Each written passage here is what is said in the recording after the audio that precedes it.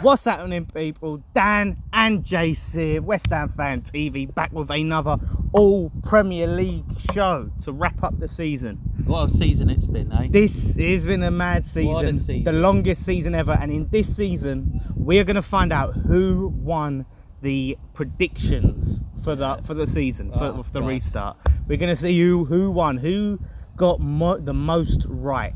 And who will be the king? Who will get the who will be relegated? Who will be relegated? And who will be doing a forfeit shot? We're gonna find out. Before that, we've got some news. We've got some topics to talk about. Newcastle Takeover done. Jack Grealish, 80 million pounds. What's going on there? Some other bits and pieces. See what's happening with West Ham transfers. So look, let's just get into it. It's the big story. It's the big story. It's why I'm wearing black.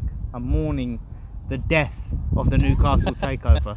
I thought you'd be quite sad because you used to support Newcastle when you was young. Well, yeah, when I was a kid, I had a sort of a brief spell, like when I was like 6, because I liked the name Newcastle. Yeah. I didn't know it was a place. Like castles, it was like, like when I was into like fucking, stuff like that, castles. But no, like, look, I've got this weird love-hate relationship with Newcastle. I like the city. I like the city a lot. I like some of their fans. I like the Newcastle. I like Geordie. The Geordie people I find to be quite good people. There's a section of the Newcastle fan base that are really arrogant. Yeah. Really arrogant. Who think they're like, like they're this elite club that's like the distance between Newcastle and West Ham is so huge. Even though we've won a title a trophy more recently than they have. You know what I mean?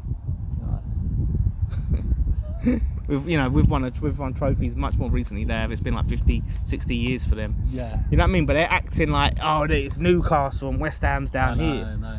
I would, if I was a Newcastle fan, I'd be devastated right now. I'd be literally crying. How bad can that be? You literally was going to be the world's richest club in the world, and for it to just be pushed out for that long because the Premier League didn't know whether to give him it or not. I'm in an R-in.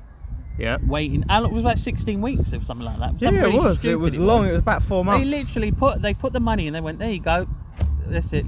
All we got to wait for was the Premier League to authorise it.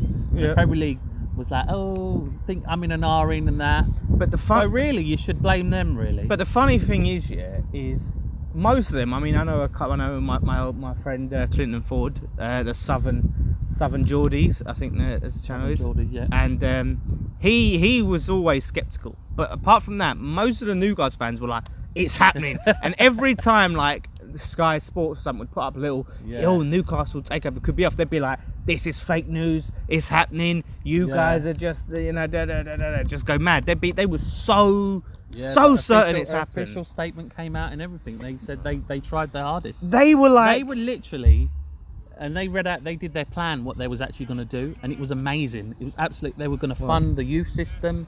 They was just going to do everything like perfect. Like you won a club that you won like Man City. It was going to be like that, and you was literally the world's richest club. They'd have been up there. They'd have been challenging for trophies, for the Premier League, all over. Champions League. They were the fans. They were talking about so maybe first, and I wish we were getting Mbappe, Neymar. I'm sorry, I can't stop laughing. I just can't. It's so sad. It's sad, but you just got to laugh at it but you kind of deserve it. Steve Bruce, when he found out, done the old. I think he's happy to be. He's got a job, mate. Yeah, that's true. Actually, he's kept in a job. I think he's done a good job. To be fair, I think it would have been sad if they sacked him for some. He did really all right. I would have loved to seen him lift the Premier League. Like, I've done it. I've lifted the Premier League. There was no chance if that Saudi came in, he would have stayed. Absolute no chance. Bastards. Sad, but good. Then I'm glad for Steve Bruce's sake. I would be. I don't know what you can say. I don't know where to go next for these. For I honestly, I can feel it for it. I see Sky Sports interviewed one of the Newcastle channels. They had one of the guy on, and he was like devastated. You could see it, like it's literally like his child had died, or his wife had died, or something. Like the biggest loss. I don't know what. I really am shocked. I'm sort of upset as well because it would have been nice to see something different. Yeah. But even though it's not us, And yeah, it is again mixed emotion. Like I said, it would have been different to say another team mix it up there. So you would have had like Liverpool, Man City, Newcastle, and then like Man United, Chelsea fighting out for that other spot. But a lot of people did try to stop it. That's why it took so while as well. Like the charity Amstel or something like that. Not Amstel. Oh, Amnesty. Amstel. The charity Amstel. It's my favourite beer. Amnesty International. Yeah, they got involved. They was like, how can you do this? There was like all this. I don't blame them. About like journalists and that died and all. Yeah, there is. There's a lot of But this is what they're messed up people. Like look at all of their stuff on like the homophobia and their stuff. So really, could you really accept something like that in a club really? Yeah, but that's what I mean. They didn't blink twice like me. Like a lot of people saying about them coming to West Ham, and I just don't think I'd feel dirty if they overtook West Ham. Like if they took over West Ham, I feel really dirty. And there's a lot of now all this LGBT, trying to get them into football and all of this and. Well, yeah, and BLMA and all of that. Would it? You know what I mean? Like, in their past exactly. Well, how can you do rainbow laces? Exactly, right? When they're bloody killing gay people. Yeah, chopping their hands off and stuff. Yeah. How can you do that? It's really you can't really. To be honest, in a way, maybe the Premier League was taking that long just to get all the ins and outs. You know what some people were saying though is the Premier League was taking long because they didn't want to make it look like they was just letting them take it over too easy. So if they took their time on it, it looked like they'd done their research. But for the owners, the Saudis, they didn't like how long it was taking. So they was like, no, we're pulling out. We're done.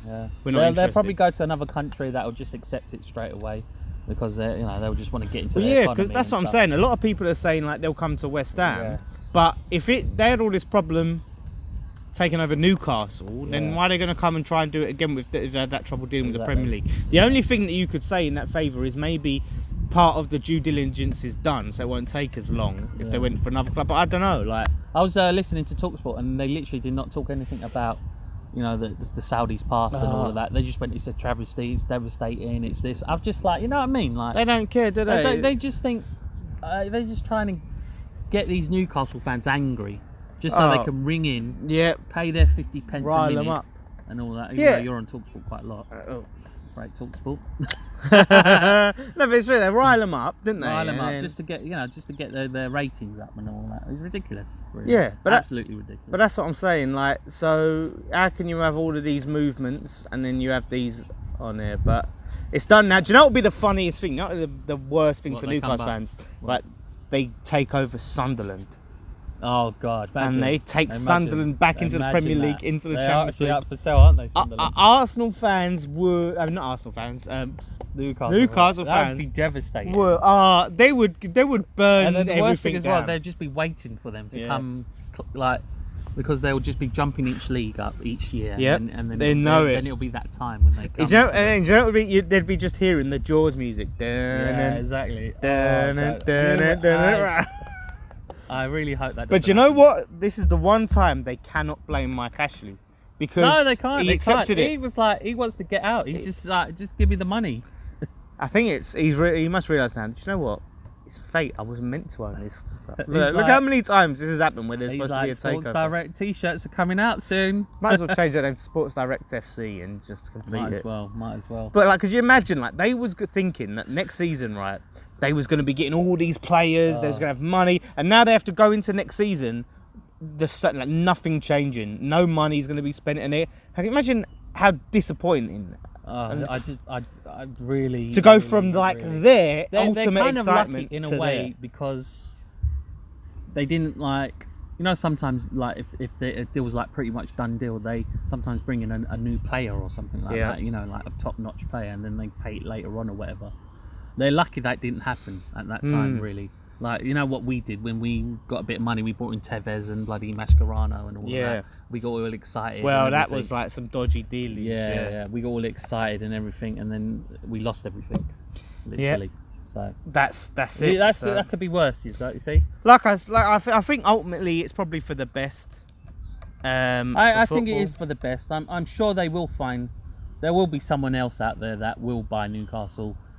Yeah. Do you know what you need to do? You need to find a couple of owners that are fans, lifelong fans, got the club. A lot of money. Maybe made their money in the adult industry, You know, one of them grew up just, you know, opposite the ground and loves the club, and yeah, maybe can get someone, businesswoman who knows what she's doing, get her involved, and Exactly.